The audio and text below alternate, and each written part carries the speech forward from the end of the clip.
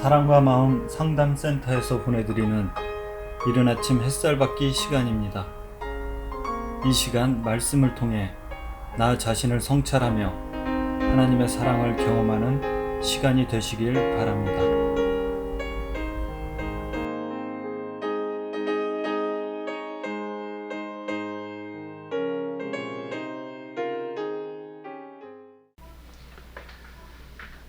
이른 아침 햇살 받기 시간입니다.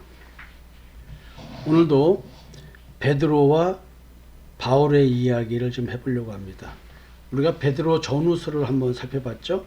그리고 다시 이어서 사도 베드로가 얘기한 것과 사도 바울이 얘기한 것 중에서 같은 의미로 말한 것들을 한번 비교해 보면서 영적으로 동일한 내용을 어떤 식으로 표현해왔는가, 이제 그걸 좀 보려고 합니다. 오늘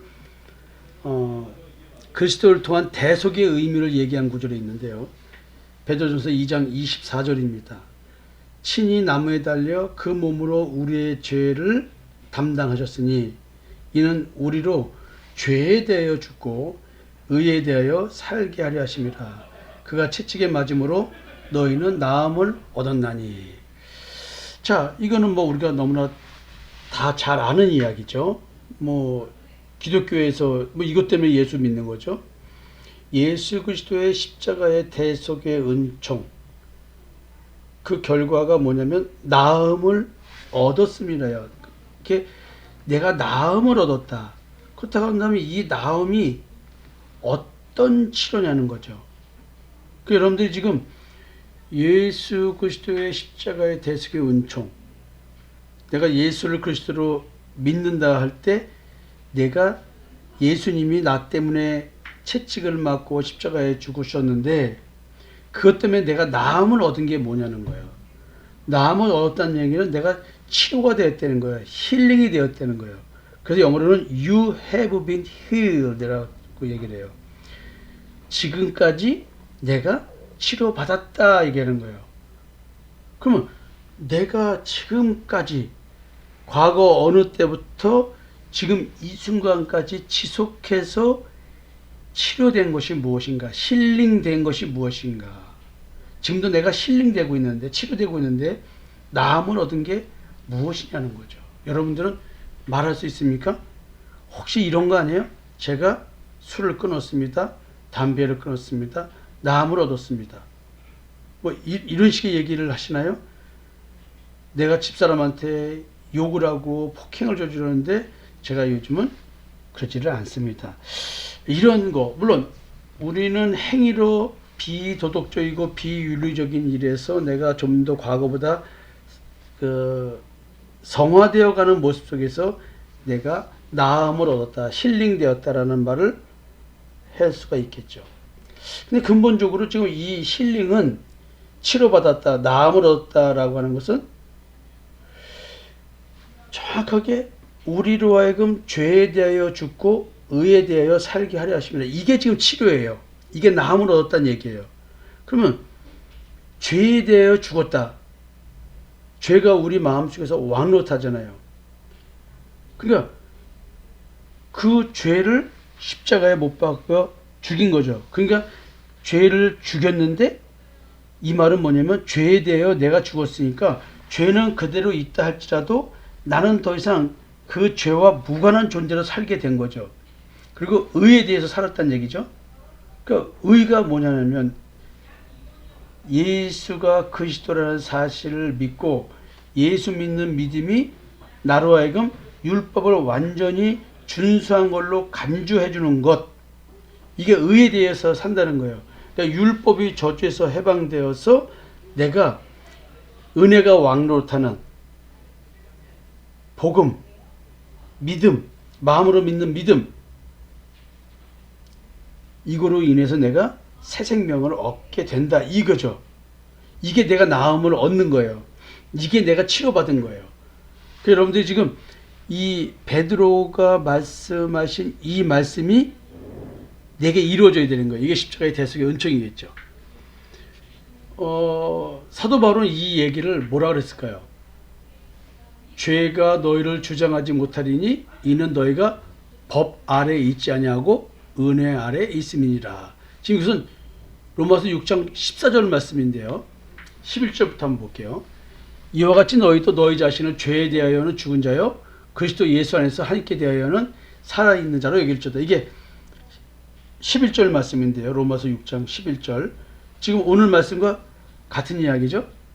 근데 여기서는 의에 대하여 살게 하려 하심이라 라고 했는데 바울은 그리스도 예수 안에서 하나님께 대하여는 살아있는 자로 여길지어다. 그러니까 의에 대하여 살게 하려 함이라는 말씀이나 그리스도 예수 안에서 하나님께 대하여 살아있는 자로 여겨짐을 받는 거나 같은 의미겠죠.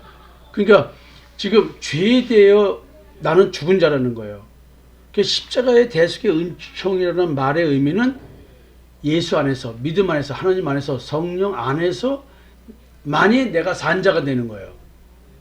그러나 너희는 죄가 너희 죽을 몸을 지배하지 못하게 하여 몸의 사역에 순종하지 말고 또한 너희 지체를 불의의 무기로 죄에게 내주지 말고 오직 너희 자신을 죽은 자 가운데서 다시 살아난 자 같이 하나님께 드리며 너희 지체를 의의 무기로 하나님께 드리라. 그러니까 늘 말씀드리지만 자기의 의를 추구하게 하는 신앙생활, 내 스스로가 나를 의롭게 거룩한 행위를 하고 경건한 행위를 함으로써 그렇게 느끼는 것, 이게 나의 지체를 불의의 무기로 내어주는 거예요. 선악을 알게 한 남의 열매를 먹는 신앙생활이니까. 그러나 행위를 개판치고 하라는 얘기가 아니라 그런다고 해서 내가 의로운 존재가 되지 못한다는 사실을 깨닫는 거죠.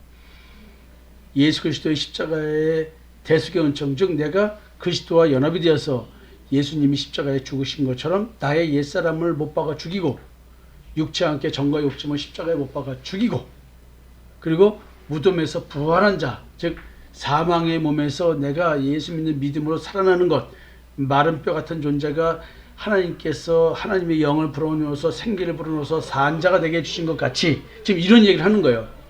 하나님께 나를 드리는데 뭘로 드리냐? 의의 무기로 하나님께 드리는 거예요. 의의 무기라는 것은 결국 내 작은 입술을 벌여서 하나님께서 내가 역사해 주신 그 믿음의 의를 갖게 돼서 내가 율법을 온전히 준수한 자로 간주되어지는 이게 의의 무기로 하나님께 드려지는 거예요. 왜? 내가 복음을 전한 자가 됐기 때문에 이런 얘기를 하는 겁니다. 그리고 또 바울은 조금 아까 봉독해 드린 것처럼 죄가 너희를 주장하지 못하리니 이 너희가 법 아래 있지 아니하고 은혜 아래 있습니다. 이 말은 뭐냐면 법조문을 십자가에 소멸시켰다라는 말과 같은 얘기입니다. 율법이 나를 주장하지 못한다는 얘기예요. 나의 의로움은 율법적 행위에 있는 것이 아니라 믿음에 있다는 얘기를 하는 겁니다. 죄가 더 이상 주장하지 못한다는 뜻이 이런 뜻인 것입니다. 두 사도께서 하신 말씀들이 이렇게 같은 이야기를 하고 계시네요. 놀라운 사실은 사도 베드로는 3년 동안 주님을 따라다녔고 바울은 도리어 그런 예수를 핍박하려고 했는데 그리고 부활한 예수를 증거하지 못하게 하려고 했는데 도리어 담메색 도상에서 영적으로 예수를 만남으로 말미암아 이런 고백을 하게 됩니다. 다 성령의 역사로 이루어지는 고백이겠죠. 성도 여러분, 사도 베드로의 고백이나 사도 바울의 고백이나 우리들의 고백 다 똑같아야 됩니다. 정도와 깊이의 차이는 있을지는 몰라도 우리는 똑같이 이런 신앙 고백을 해야 할 것입니다. 여러분, 베드로와 사도 바울의 이야기 너무나 저는 개인적으로 재밌습니다. 오늘도 베드로와 바울의 이야기를 통해서 그들의 신앙 고백을 통해서 우리도 똑같은 신앙 고백이 오늘도 있었으면 합니다. 여러분, 내일 뵙겠습니다. 감사합니다.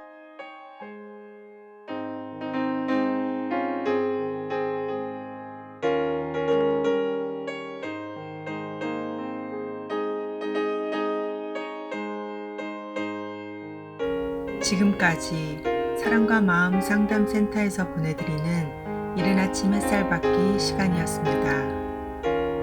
오늘의 말씀을 통해 세상을 이길 수 있는 믿음 안의 삶을 누리시는 여러분이 되시기를 기도합니다.